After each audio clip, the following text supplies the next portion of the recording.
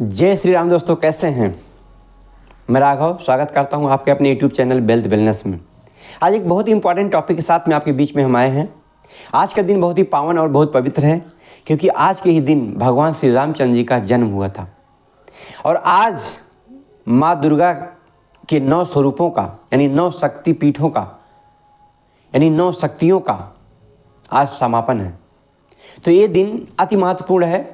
आज पूरा देश पूरा भक्ति में हो गया है, पूरा शक्ति में हो गया है। और इसी त्यौहार को मनाने के बीच में हम आपके बीच में आए हुए हैं कुछ विशेष जानकारी लेकर के। तो रामनवमी क्या चीज़ है, हमारे हिंदू धर्म में इसका महत्व क्या है और ये कैसे मनाया जाता है, और इसमें क्या है सांस्कृतिक महत्व क्या है, इसका वैज्ञानिक महत्व क्या है, इसका आधुनिक जीवन में क्या वैल्यू है, ये तमाम सारी चीज़ों के हम जानेंगे आज इस वीडियो में। तो रामनवमी क्या है?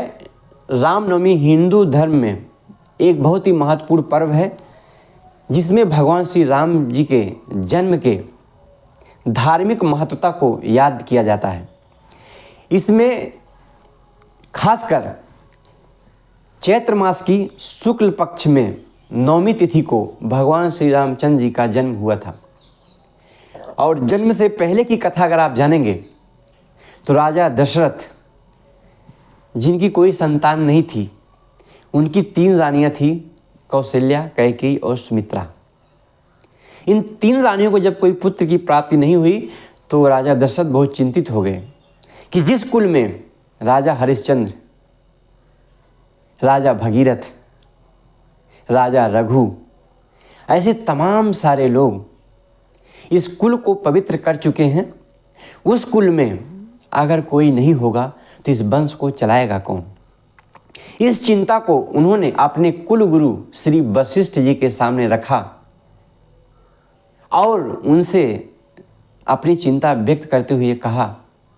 तो ऋषि वशिष्ठ ने उन्हें आश्वासन दिया कि दुनिया में हर समस्या का समाधान है, आपको चिंता करने की जरूरत नहीं है।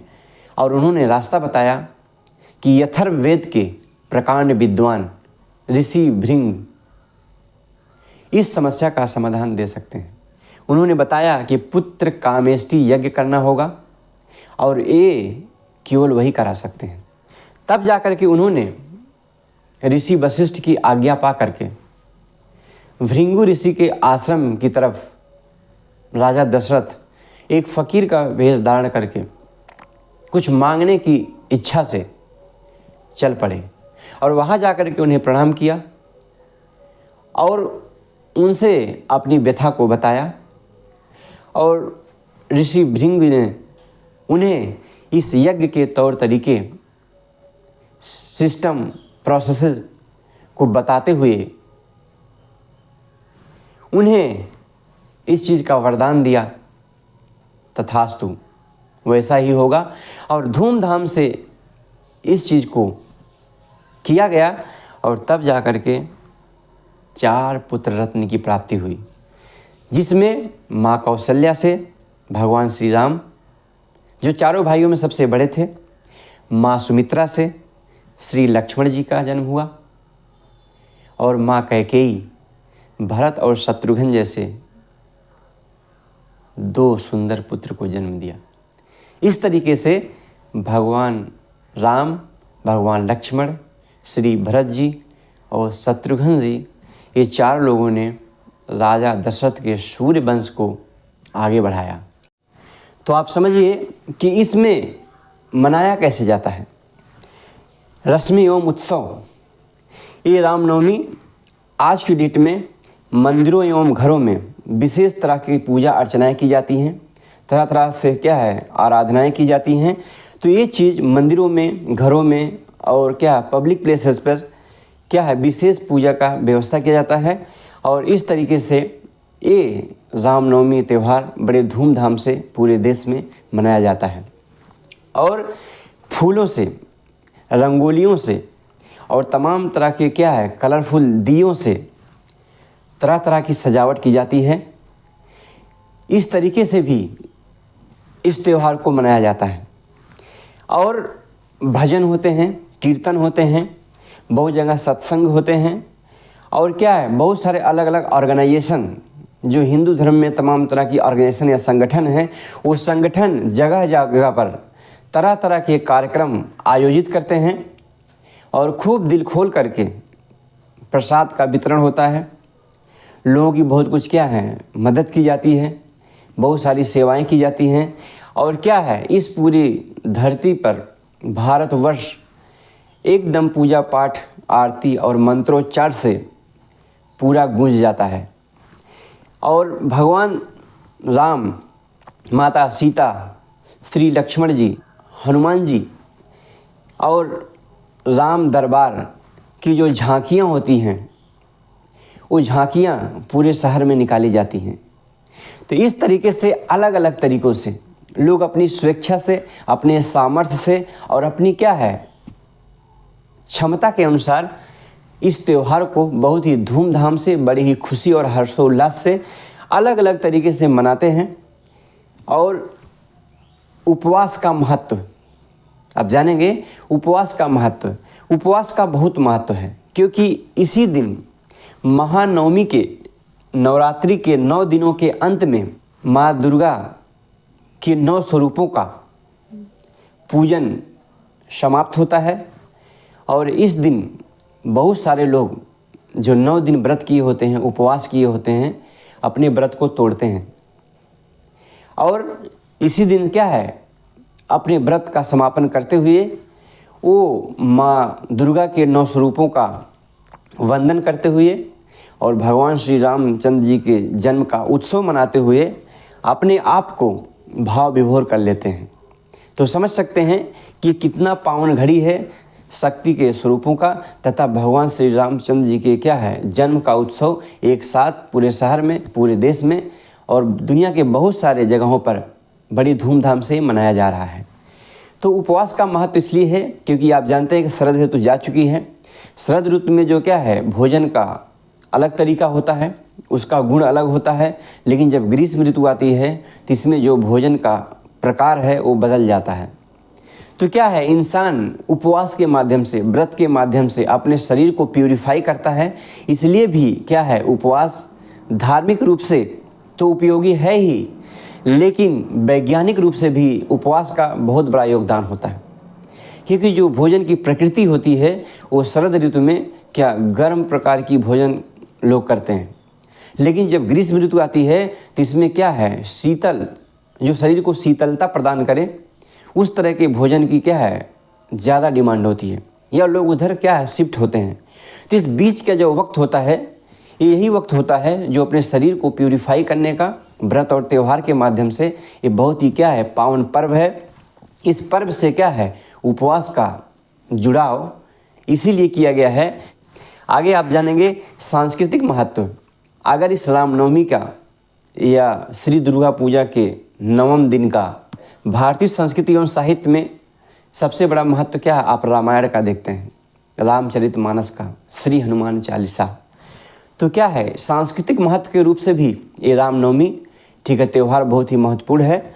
और धार्मिक मूल्यों और नैतिकता पर भगवान राम के उपदेशों का प्रभाव, यानी धार्मिक महत्व क्या है और भगवान श्री रामचंद्र की जो नैतिकता है, जो उनके करेक्टर्स है, जो उनकी मोरल्स हैं, जो उनकी स्टोरीज है जीतने की, त्याग की और प्रेम की, करुणा की, सौहार्द की, ये तमाम सारे जो क्या है उनके नैतिक मूल्य और उनके जो धार्मिक वैल्यूज हैं, जो उनका डेडिकेशन है, जो उनका डिवोशन है, जो उनका त्याग है, समर्पण है, वो सब चीज़ का सांस्कृतिक महत्व तो है ही। लेकिन आज के जीवन में भी अगर उसका हम 1% यानी सिंगल 1% भी अपने जीवन में उतारते हैं तो वो भी क्या है बहुत ज़्यादा उपयोगी है। तो भगवान श्री रामचंद्र जी के गुरु कौन थे? वैसे तो आप जानते हैं कि उनके जो प्रथम गुरु थे वो महर्षि वशिष्ठ थे और दूसरे गुरु जो थे वो श्री महर्षि विश्वामित्र जी थे। तो जो वशिष्ठ थे, गुरु वशिष्ठ, वो कुल गुरु थे, प्रथम गुरु उन्हें ही माना जाता है। और श्री वशिष्ठ जी के शिक्षा दीक्षा देने के बाद जो दूसरे गुरु वो श्री विश्वामित्र जी थे। लेकिन आप जानते हैं कि एक श्लोक है भारतीय सभ्यता में कि गुरु गोविंद दो खड़े काके लागों पाए, बलिहारी गुरु आपने गोविंद दियो बताए।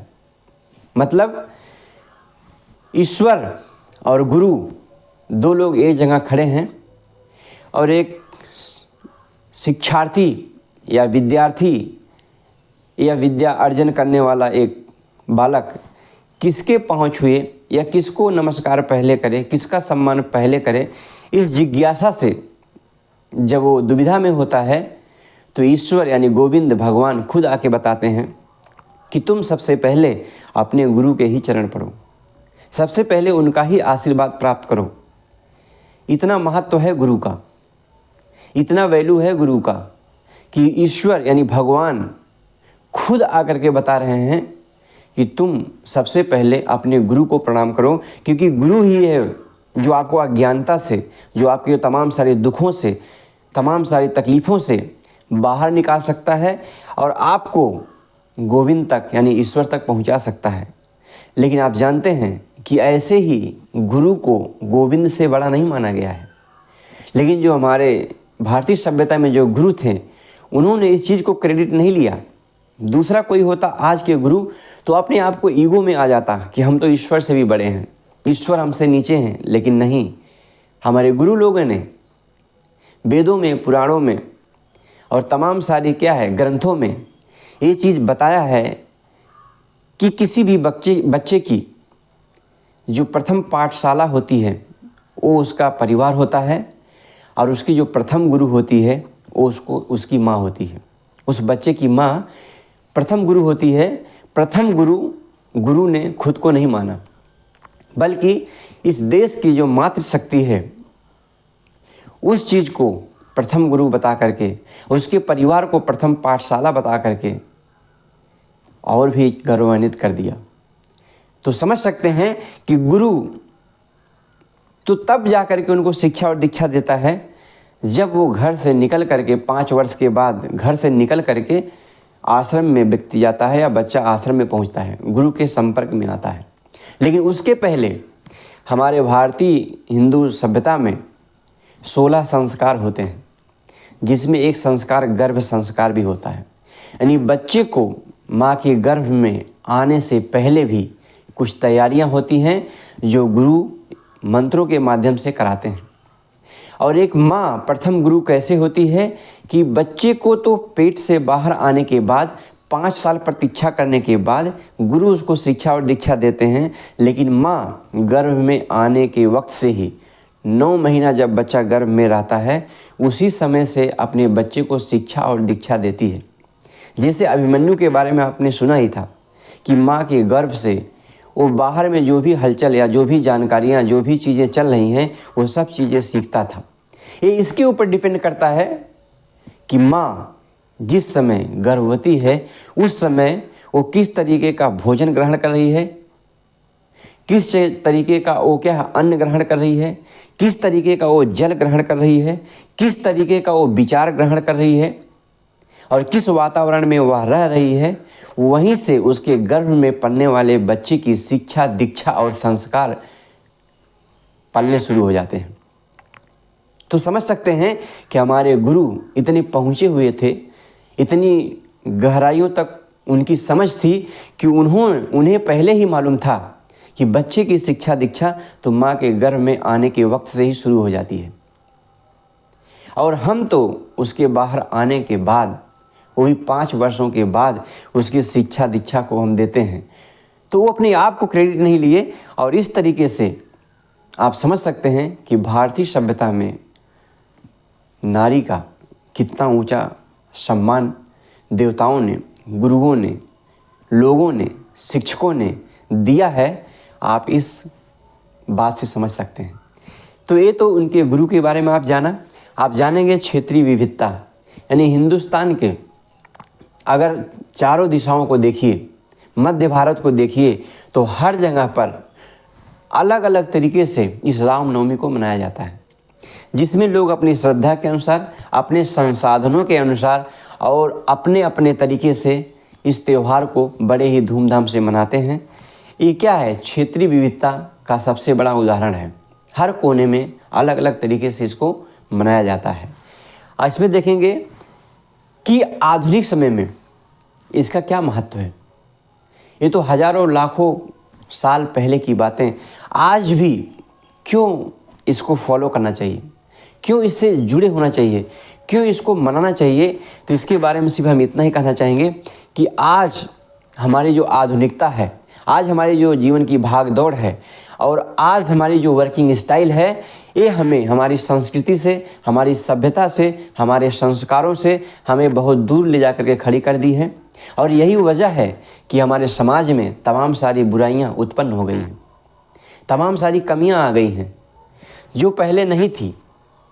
और अगर हम इस सभ्यता से, इस अपने त्योहारों से, अपने धर्म से, अपने संस्कृति से जुड़े रहते हैं तो हमारा परिवार समृद्ध होगा, हमारा समाज समृद्ध होगा, हमारा आने वाली जो जनरेशन है वो संस्कारी होगी और उनके अंदर बिल्कुल भगवान राम जैसा पौरुष होगा, उनके अंदर बिल्कुल वैसा स्किल होगी, वैसा विल होगी, वैसे वो आज्ञाकारी होंगे। लेकिन अगर हम इस चीज़ से जुड़े रहेंगे तो आधुनिक समय में भी क्या है, इसका महत्व तो बहुत ज़्यादा है, क्योंकि जितने भी कामयाब लोग हैं, जितने भी सफल लोग हैं, वो लोग कहीं ना कहीं जाने और अनजाने में इस तमाम सारी चीज़ों से जुड़े हुए लोग हैं। अगर आप देखते हैं तो सिर्फ नाम लेने से ही आपको मालूम पड़ जाएगा कि आधुनिक समय में भी जो लोग इससे जुड़े हुए हैं, जो इस चीज़ को वैल्यू देते हैं, उनके अंदर का जो कैरेक्टर है, और जो लोग इससे बिल्कुल दूर हैं, राम की जगह रावण की कैरेक्टर को फॉलो करते हैं, उनकी क्या वैल्यूज़ है आपको नाम से ही मालूम पड़ जाएगा। जब आप नाम लेते हैं सचिन तेंदुलकर तो क्या आपको मन में आता है? क्रिकेट का भगवान। जब आप नाम लेते हैं स्वामी विवेकानंद तो आपके मन में कैसी छवि आती है? जब आप नाम लेते हैं APJ अब्दुल कलाम तो आपके मन में क्या छवि आती है? जब आप नाम लेते हैं श्री अटल बिहारी वाजपेयी, जब आप नाम लेते हैं श्री लाल कृष्ण आडवाणी, तो इस तरीके से बहुत सारे ऐसे नाम हैं जिन्हें आप नाम लेते हैं तो आपके अंदर एक बहुत ही पॉजिटिव छवि, बहुत ही सकारात्मक छवि आती है, त्याग की, चरित्र की, कर्म की, निष्ठा की, देश को आगे ले जाने की आपके अंदर ये छवि आती है। लेकिन वहीं पर नाम ही है सुरेश कालमाड़ी, A राजा, लालू प्रसाद। आप जब नाम लेते हैं विजय माल्या, आप जब नाम लेते हैं नीरव मोदी, तो तमाम सारे जो नाम आप लेते हैं, क्या आपके अंदर मन में क्या छवि आती है? तो समझ सकते हैं कि नाम में बहुत कुछ है। और वो नाम में सिर्फ नाम की वजह से नहीं, बल्कि उस नाम को बनाने में जो व्यक्ति ने त्याग किया है, जो अपनी छवि बनाई है, उसकी वैल्यू है। हम नहीं कहते हैं कि आप भगवान श्री राम बन जाइए, उनके जैसा आप सब कुछ करिए, लेकिन अगर उनका 0.001% भी अगर आप फॉलो करते हैं तो आप 800 करोड़ यानी 8 अरब पूरे विश्व की आबादी में बिल्कुल आप अलग हो जाएंगे। और आज का दिन इसलिए भी बहुत ज़्यादा महत्वपूर्ण है क्योंकि इसी दिन स्वामी तुलसीदास जी ने रामचरितमानस की रचना की शुरुआत की थी। श्री रामचरितमानस की जो रचना है, आज के ही दिन यानी भगवान श्री राम जी के जन्म के दिन चैत्र मास की शुक्ल पक्ष के 9वीं तिथि को ही लिखना उन्होंने प्रारंभ किया था। तो ये भी एक बहुत बड़ी उपलब्धि है।